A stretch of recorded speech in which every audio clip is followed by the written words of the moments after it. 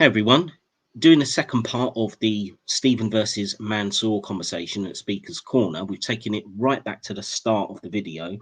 And in this segment, Mansour's trying to convince Stephen, who's an atheist, that the visitation by Jibril to Muhammad in the cave is somehow a convincing story. So let's just jump right in. Reason to say that's why he cannot be what he claims to be.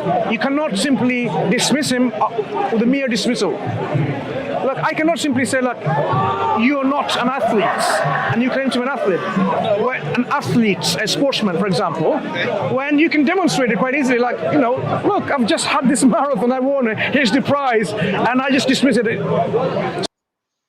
Yeah, once again, a really stupid comparison.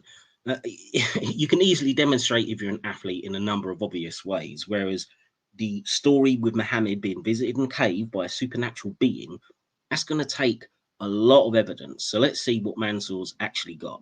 So when the prophet makes a claim that he's a prophet of God, and he brings you proof and evidence, are you okay with recording, by the way? Fine. It makes a claim and provides proof and evidence for his claim, then one cannot simply dismiss that claim. One has to look. Well, you can dismiss it if the evidence is non-existent or at very best completely rubbish, which I think he demonstrates it is in this video. Look into it and then say, that's the reason why I dismiss it, or suspend judgment, or accept it. What's the proof and evidence for the claim?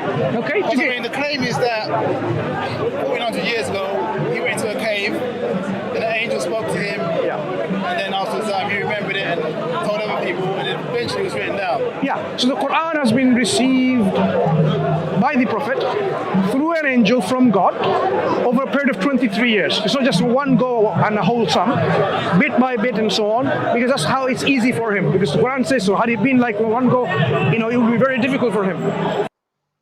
Well, I don't see why. Why couldn't Jibril just give him the power to remember it all and do it all in one go? Surely that's within Jibril's power because it's within God's power. So, if you look at the Quran provides two types of evidence. One is a negative type in which it offers you falsification test to falsify it. If you Yeah, that falsification test is absolute garbage. cannot falsify it, then you are going to be in a situation in which you will be struggling to explain, how do I explain the origin of the Quran?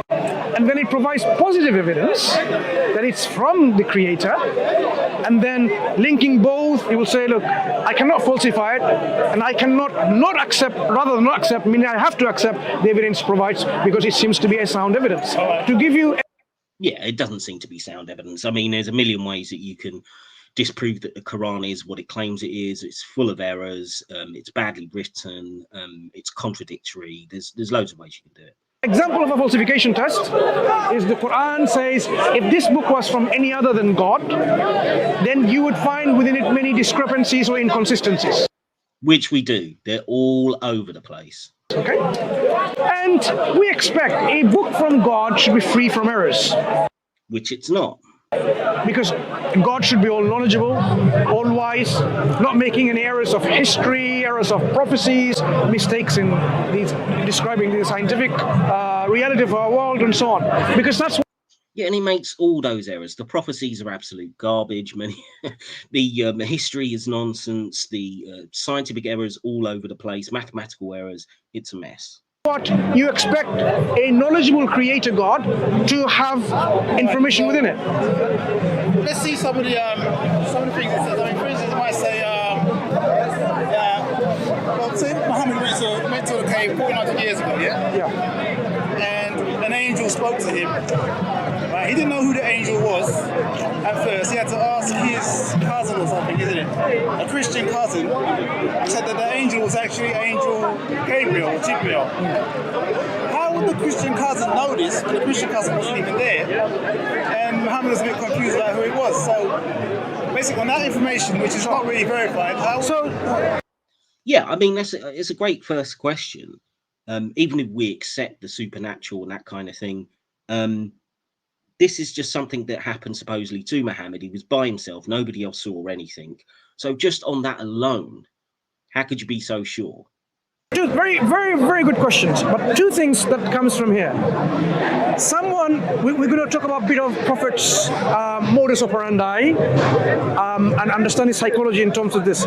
If there was a case where his modus operandi and his psychology have got nothing to do with that question. At the end of the day, he could be the greatest character who ever lived.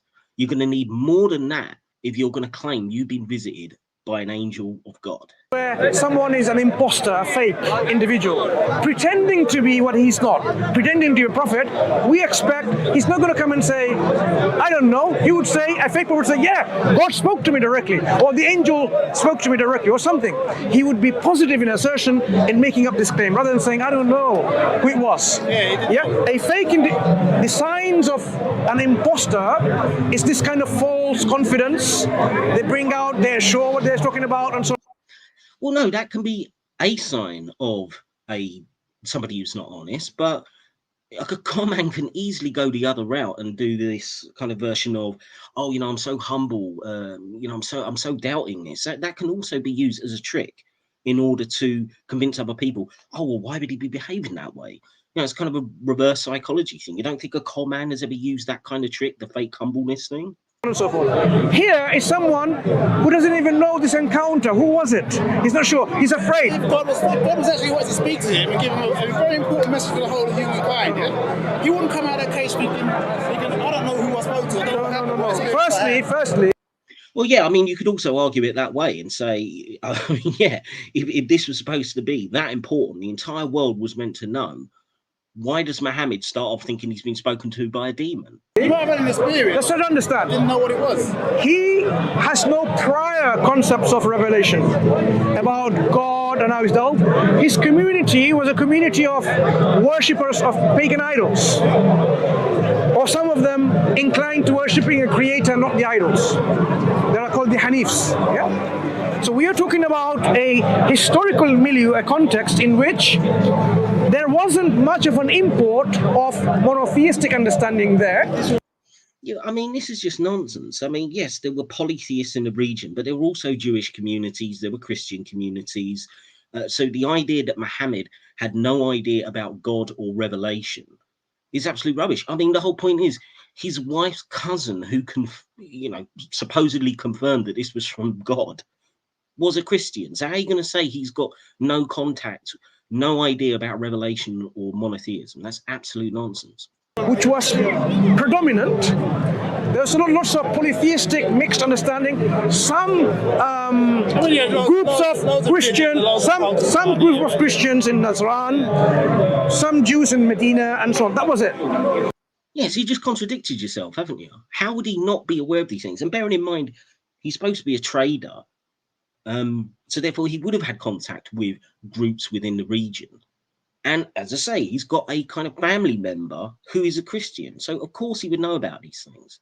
So he had no connection with them, and they literally has a family connection to them. He knew he had no connection with them. There's no interactive learning from both or each other, or, one from the other. No, that's absolute nonsense. That's just speculation on your part. Even if we take the Islamic narrative to be true to the word, you can't make that claim. This is just you trying to bump up your case, and it just doesn't work. Historically documented. So when God has made him into a prophet, it's a new thing for him.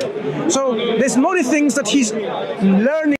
Yeah, it's a new thing for him, but that doesn't mean that he doesn't know the context of what this is. He was obviously brought up in a religious background, and whether that's polytheistic or monotheistic or whatever, he understands these concepts of gods and supernatural creatures like angels and demons. Now through revelation. So when the angel says, I am an angel of God, he's now trying to get a hold of what exactly does it mean to be an angel? What is an angel? And so on and so forth. Again, he understood what a demon was, so how would he not understand what the concept of an angel is? He thought it was a demon to begin with. How could he know what one is and not the other? Remember, these are concepts which are alien to him. They're not alien to him. Mistake himself, but the angel told him to read. No, the angel didn't make a mistake. This is no to recite. No. The word is, the angel is saying, Iqra, recite, recite, proclaim, read. What he's saying, Ma'ana biqari'. I am not the one who is able to. Because he's not able to read, because what he's asking to read is a divine. So why would Muhammad need to tell the angel that? The angel should already know. Script, divine revelation. How can he? So the angel then makes him ready. He hugs him. The prophet. Yeah, well, again, he makes him read it. Then why ask him to do it in the first place if he know he can't do it and he's going to have to force him to do it? Yeah. So the angel was a physical being, was he? Yes. In our case, the angels can take physical form. He came. No, in our understanding, angels can take the form of a human being. Like he came in the form of a human being, sat next to the prophet, he slapped on the prophet's lap, and the angel sat in his lap. I didn't realize that. Okay, that's a bit weird. He taught the prophet and his companions. So the angels, in their real form. With respect to you, yeah. To me, it sounds like it's made up by someone. Look. No. Yeah, absolutely. It does sound made up. It just sounds like a complete nonsense. With respect to you, No problem. We will, take into account. Goes to a cave. An angel comes and hugs. He says an angel come and hug him. He goes and speaks to his cousin. He doesn't know what happened. And his cousin says it was a. If you look. Let's deal with first about being a fake or an imposter. Like that part. Yeah, let's dodge away from a summary like Stephen just made there, because the summary does make it sound really stupid. An angel came along, hugged him, told him to read when he knew he couldn't read, then forced him to read a revelation. And the initial revelation is kind of gibberish anyway, because I'm pretty sure it includes like saying that man is made from a clot of blood, or maybe just a clot or a clinging substance, whatever it is. So I mean, the very first revelation is absolute gibberish in the first place. A fake or imposter. No. Maybe he had a real experience. Wait. Stephen. Yeah, Steve made a good point there as well, because Mansour's immediately going into, he's a liar, whatever, he's an imposter. And Stephen's just making a point, look, it could be a real experience. People have all sorts of strange personal experiences, psychological experiences, which they can't explain. So it doesn't necessarily mean he's lying about the experience he had as he perceives it. We're just saying he could be mistaken. There's few ways of understanding this phenomenon. One is the Prophet Muhammad sallallahu alaihi wasallam, this individual, is a conscious liar, faking, impersonating, pretending to be a prophet, or he's delusional, sincerely thinks he's a prophet. Okay. Do you see the options? But he could have had an experience. Thousands of millions will hear voices around their head. That's normal medical condition that people have. That means what? He sincerely thinks he's a prophet. That's what I mean. Yeah. So he's deluded. In yours? Well, no. Again, he could have his brain could have really experienced whatever strange phenomena he was talking about. That could have been for him an experience. But it doesn't mean it's a visitation from an angel. It was just some weird experience, possibly a hallucination. I mean, if you have a hallucination, that doesn't make you delusional. It just means that your senses have gone haywire or whatever. So no, that's not the only option. The other option is he could have made a mistake. And these dull apologists always do this. They try to make this false claim that, he could either be, a mad or a liar. No, he could have just made a mistake.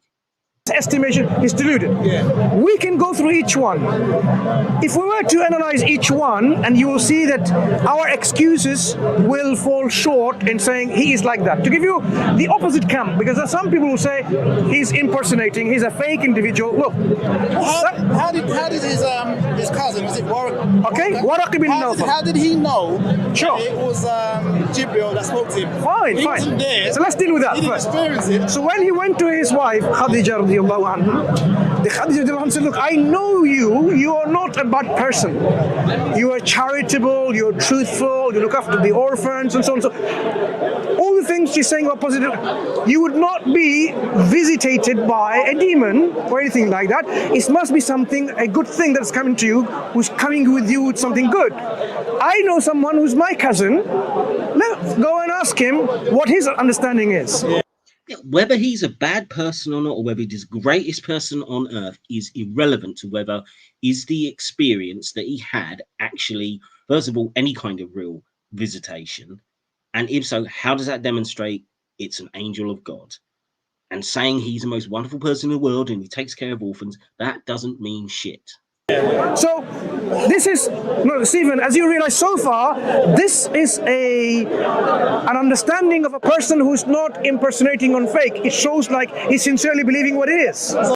Well, I mean, even at that point, he could have still been a really nice guy up until that point, and then made a decision, well, you know, I'm going to try this on. I'm going to try this scam.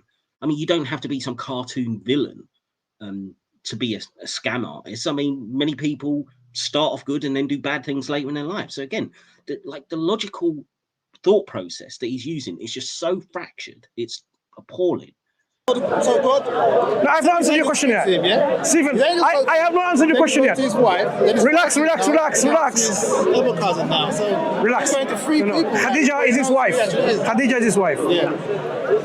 He knows the angels talk to him, that the angel says, I am the angel. He doesn't disbelieve in him. He's afraid. He says, wrap me up. Cover me up with a blanket. Cover me up. So cold. Because this, what's happened to him is, it's like, imagine that if I give you an electric shock, you will feel differently. The Quran that descended on him, the experience that he went through is totally phenomenally different from all his experience for the 40 years of his life. So now he is really shaking. He's feeling shivering. This is how our historical report narrates. He says, cover me up, cover me up. So then, as he describes to his wife says, I know someone who might know something, because there seems to be a connection about, this seems to be someone who... Maybe some kind of neurophysiological reaction. No. From what the Prophet described, she linked, like, firstly, she acknowledged that he's a righteous person, good person. Again, completely irrelevant. So it's not a satanic, what they believed in, like a Satan impersonating or influencing him or overtaking, what are they called? Someone. That was what Muhammad himself thought in this situation, and yet you claimed he has no idea about Satan or anything to do with monotheistic religion. So again, this is just more nonsense. Comes in you, possessed. It's not like that. And you say it's not like that. As I say, I'm also saying it's not like that. I don't believe in possession and stuff like that either. But the point is, you just saying, oh, it's not like that. That's just you saying it. Where's the evidence? She even said, okay, let me see what. Is the angel is here? She says, yeah. Okay, fine. She, uncovered part of her leg, her clothes. He disappeared. If he was Satan wouldn't disappear, because Satan is the source of all evil. And where's he getting that from? Satan wouldn't disappear because he's a source of all evil. How does that make any fucking sense? I mean, he's just jabbering nonsense at this point. Why can't Satan disappear and reappear to trick people? Where is he getting this crap from? Encouraging people to do all the evil things, sexuality and pornography, whatever. What, and he can't whisper in someone ear and be invisible while he does that? An angel disappeared. When she said, okay, fine, let me just uncover a little bit of my clothes here. Yeah. The angel disappeared at that point. Disappeared. Yeah. Yeah, so basically, as soon as she's saying, where is the angel? He's saying, oh, he's gone. I mean, which is classic, isn't it? It's kind of like my invisible friend now. So no independent verification that this angel appeared, even from his wife, which easily could have been part of a scam, but hasn't even got that level to it. And to be fair, as far as I'm sure, every other time Jibril came, nobody else saw him but Muhammad as well, I'm pretty sure. So this is a really convenient party trick that he does for the next 2 decades. You said, look, the angel was still coming. He says, is he still there? It's not there. No. Nobody could see the angel. But how did you know the angel disappeared? We couldn't see the angel. No. The prophet. Yeah, exactly. How does he know? I mean, this is evidence against your case when somebody says, I've seen an angel. Like, where is it? Oh, it's disappeared. You can't smell the bullshit coming off that story? Said he's no longer there. The prophet is seeing the angel. The angel can be visible in his original form, or he can be invisible. He can choose. There's no way. Yeah, and so can my pet dragon. And you wouldn't believe me if I said that I had one. To verify, this is just speculation. Stephen, look. We are trying to understand the phenomena. Let me help you with it first. It's called a psychological understanding of the reality. No, it's called you jabbering nonsense about a story which is obviously crap. Then we'll talk about the scientific understanding of the reality, historical understanding of the reality, and then we merge all of them and say, where lies the truth? Yeah, not in Islam. I'm doing a psychological analysis now. Firstly... No, you're not. You're just wasting time. I mean, you've been asked very straightforward, simple questions by Stephen. He's getting to the point that there's no one who's witnessed this. We're just going off hearsay from Muhammad. And his wife's just like, well, you think it's a demon, but that's going to make you look bad. So let me get my Christian cousin in to tell you that it was an angel. again, how can anyone be persuaded by this? The way our historical report says, she did this, and then the Prophet said, and she is being more and more convinced that this is not some evil spirit, because it sounds like she's trying to convince herself more than anything else. Evil spirits will remain. The historical report said this. Our historical reports. Our historical reports. No, our biographical reports. Yeah, in other words, nothing that's confirmed outside of it. It's just the narrative that you've been passed down. Who was there to witness this? You're bringing in other things where then I have to address that and address. Yeah, he says, where are the witnesses? Yes, you should address that.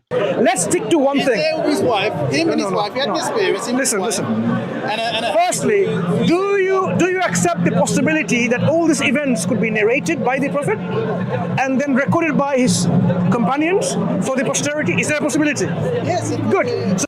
Yeah, there's a possibility, but that doesn't mean that that narration is true. And that's the point. That's the whole point in this conversation you're trying to get at. And you haven't moved one step closer to that. We're saying, just take that for now.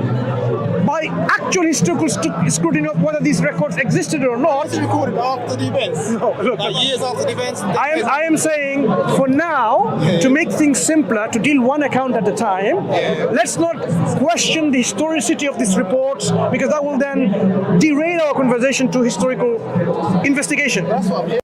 Well, to be fair, so far, Stephen seems to have been, the way he's talking, he seems to have been granting that, okay, I'll accept it as historical, but then let's have a look at the actual claim and see if it makes sense, see if it should be in any way believable. So I think he's already been charitable enough to grant that. But you haven't made any progress on that. You've just talked crap the whole way through. So, I mean, he's entitled then to push the conversation on, because as far as I can see, it is going nowhere. No. You can't answer every single tangent. You have to focus on the one. Well, it's not really a tangent. I mean, it's directly related to it. But you haven't answered even the first thing he said. You've answered fuck all. And anything, questions like this, we can deal as it's appropriate, right? Good, Stephen. As you say more things, I get more questions. No, but hold on to these questions. Remind ourselves, it's an important question. So she took her to Waraqa bin Nawfal. Waraqa bin Nawfal was a Christian, okay? And he was blind, as far as I recall. Oh, well, that was helpful. I mean, it doesn't really matter. It's not like he could have seen the angel anyway, because it just disappears when anyone but Muhammad tries to look at it. But doesn't matter. When he heard the story, he worked out, he said, I know this sounds like a namus, the spirit. Like they believe in spirits, Holy Spirit, for example, that brings in revelation. Yes, but some Christian making that claim, how does that show that what Muhammad is saying is true? That's just somebody else saying, oh yeah, this sounds like something that I already believe in a Christian faith. That doesn't mean that Muhammad actually experienced this, or that his interpretation of that experience is what he's claiming. This is just like people say, oh yeah, you know, I recognize that story. And it says this, I wish I can live to see you today when you become prophets and when you convey the message and so on. So he didn't live that long. Okay? So that was a whole historical encounter. That is the first encounter of the Prophet ﷺ to receive revelation. Then over the period of 23 years, the same angel visited him again and again, and every year he came in the month of Ramadan to revise how much of the Quran has been learned and so on, right? But you see the question I'm asking though? No, wait, Stephen, we will address all of that. Well, yeah, exactly. I mean, Stephen's just brought it right back. How do we know whether this was actually Jibril visiting? And you can see the guy laughing in the background. A few people in the first part of this said this guy was laughing a lot. And funnily enough, when I was reviewing it, I was just like, I was so concentrating on Mansour and Steve, I didn't realize this guy in the middle is just laughing through it. And it is quite funny because, yeah, Mansour is just incapable of answering that basic question. How do you know it was Jibril? All he's had in this video is his wife said, oh, well, it can't be a demon, so it must be an angel. And then she got a blind Christian cousin to say, yeah, I agree with that. That's it. That is what he thinks makes it persuasive, and also saying that he thinks Muhammad was a good bloke. I mean, is any neutral person really going to be persuaded by something like that? I mean, this is piss poor. This is what the claim is. It's Jibril. Now, yeah, and where's the evidence? You and I don't have access to the Jibril now. We can't see him. We can't verify him. Well, no one does, and no one did. Apparently, it was just Muhammad's mate. Distant from the event. So you need to have a tool which is testable to say whether it's Jibril or not. If you can give me that tool, I will apply it and tell. No, it's your job to give us that tool. It didn't. Again, the burden of proof is not on Stephen. He's saying you've got this crazy ass story, okay, where he's been visited by an angel in a cave. What evidence have you got for it? You haven't supplied any evidence, and then you said, well, you give me a tool. I mean, how fucking ridiculous is this as an apologetic? In the absence of that, let's deal with the Prophet's, his motives. Okay, I'm going to stop it here because he moves on to another topic, although I probably will cover this in another section. But again, I say, Stephen, you did a good job here, because even though he was talking a lot, you kept bringing him back to the pertinent questions. Where's the evidence? Why should anyone believe this claim? And he had nothing. So it just shows once again that Mansour, he talks and talks and talks, but he actually says nothing relevant. He just trying to chew up the clock. And Stephen asked pertinent questions. I didn't hear a single good answer to it. So I hope you all enjoyed. I will be doing at least one more part on this because there's some more good stuff. I'll try and cover the part between where this ends up to the bit where we're talking about the gym, which is what I went over in the first video. So as I say, if you haven't seen that first video, you should see a link at the top right hand corner of the screen now. You can go and watch that because it's really funny. They're talking about the gym. It's a brilliant conversation. So yeah, I'll have the next part of this up in a couple of days, and I'll see you all then.